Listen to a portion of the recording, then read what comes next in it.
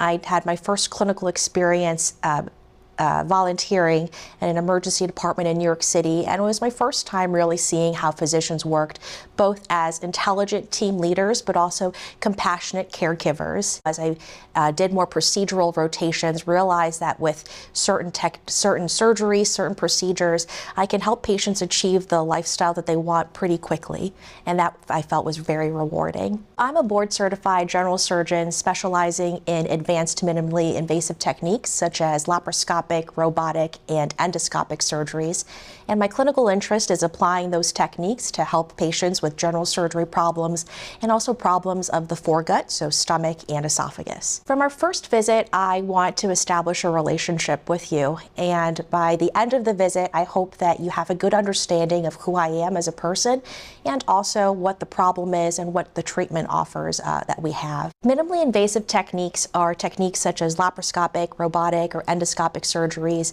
are techniques that have sometimes replaced more traditional open techniques to solve the same problems. But with smaller incisions, or in some cases no incisions at all, the recovery is much smoother, and patients can get back to the things that they like to do much sooner. So that by the end of the day, all of the questions that you have that day will be answered, and you have the best information you have to make the decision for you and your family. I hope you get to understand that I am your partner throughout your journey in this. I understand this is a very vulnerable time for you, and I want to be there for you to understand what's going on and to make sure that you achieve the best outcomes possible. A patient encounter that I think of quite a bit was a patient we took care of with a large hiatal hernia. It caused a lot of issues with swallowing to the point where she would sometimes regurgitate her food, and for her that was extremely embarrassing and distressing enough to the point that she didn't feel comfortable going out to eat with her friends, with her loved ones. I could feel how isolated and alone she felt because of this medical condition.